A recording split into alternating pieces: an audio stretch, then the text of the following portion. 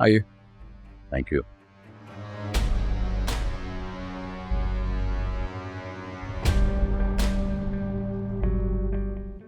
क्या पियेंगे आप, चाय या कॉफी?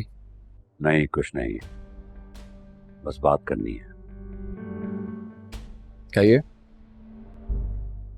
मैं चाहता हूं कि तुम फरीहा को डिवोर्स मत दो। वजह पूछ सकता हूँ? क्योंकि जितना मैं आपको जानता हूँ, आपके हर काम के पीछे कोई ना कोई वजह जरूर होती है।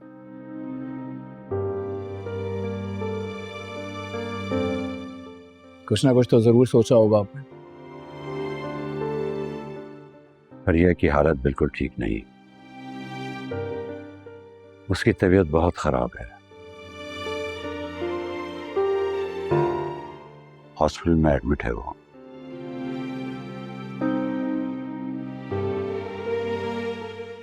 मैं जानता हूं उसने तुम लोगों के साथ अच्छा सलूक नहीं किया, और ये भी जानता हूं कि मैं इस पोजीशन में नहीं कि तुम्हें तुम्हारे किसी फैसले से रोक सकूं। मैंने भी बहुत गलत किया तुम्हारे साथ, बहुत ज्यादतियां की, तुम्हें जेल में डलवाया, तुम्हें प्रेशराइज किया। प्लीज मुझे माफ कर दो, लेकिन फरीहा को मत छोड़ो। उसके नाम के साथ अपना नाम जोड़ा रहने दो, वरना वो मर जाएगी। असफर साहब, सच बात तो यह है कि आपका और हमारा कोई जोड़ नहीं। आप एक अमीर आदमी हैं, अपनी बहन का इलाज करवा सकते हैं। रही बात फरीहा की, तो मुझे नहीं लगता उसकी जिंदगी में मेरी कोई अहमियत है, ना ही कोई जगह। और ठीक हो भी गई तो भी वो मुझसे रिश्ता रखना नहीं चाहेगी। एक ना एक दिन तो हमें अलग होना है, तो बेहतर है अभी हो जाए। वो मोहब्बत करती है तुमसे। मोहब्बत?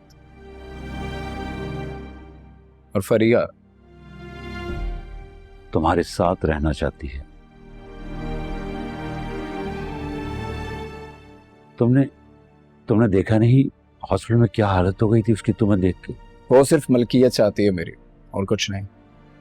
पहले शायद ऐसा होता, लेकिन अब ऐसा बिल्कुल भी नहीं है। उसे अफसोस है अपने रवैये पे।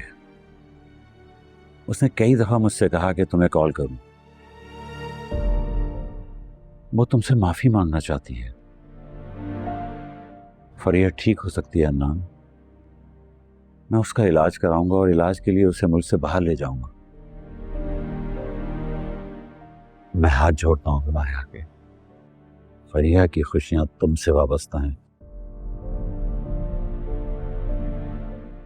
उसके नाम के साथ अपना नाम रहने दो। एहसान करो मुझ पर।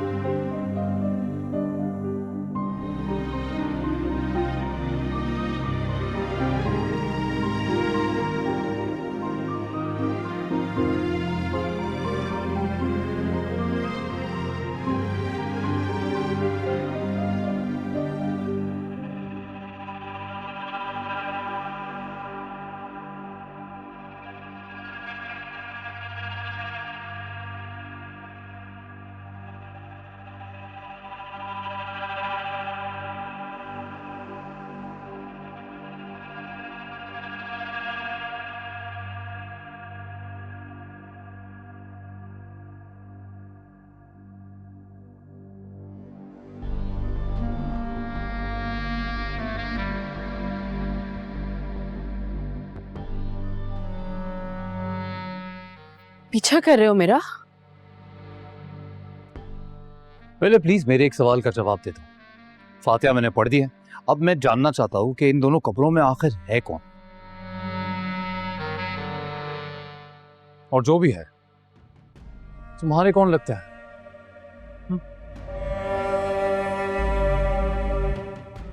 मेरे अपने हैं, मेरे प्यारे। मिल गया जवाब।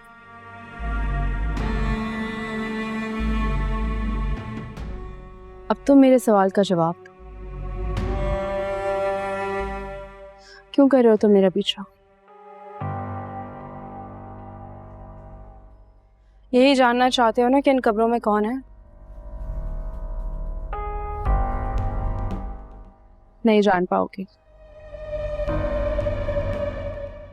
क्योंकि मेरी मर्जी के बगैर तुम मेरी शनाख्त कभी नहीं जान पाओगे।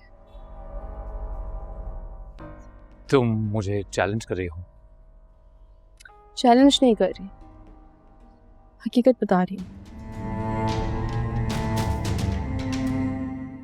पता है, आजकल मैं तुम्हारी शनाख्त जानने के बजाय उसे मिटाने के बारे में सोच रहा हूँ। रिलैक्स रिलैक्स हो जाओ। जहां तुम खड़े हो ना, ये कब्रिस्तान है। और यहाँ तुम जैसे कई फिरौन मिट्टी में दफन हो चुके, जिन्हें लगता था कि दुनिया हमेशा उनके इशारों पर चलेगी। देख लो आज वो कहाँ हैं।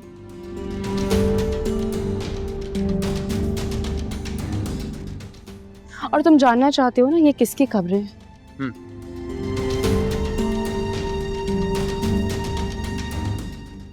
जान जाओगे। कुछ दिन और सब्र करो।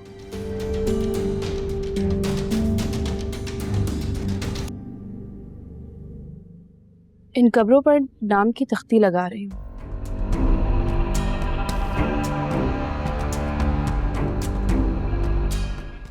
लेकिन मैं तुम्हें वार्न कर दूं, क्योंकि जब तुम नाम पढ़ोगे ना तो किसी चीज को थाम लेना।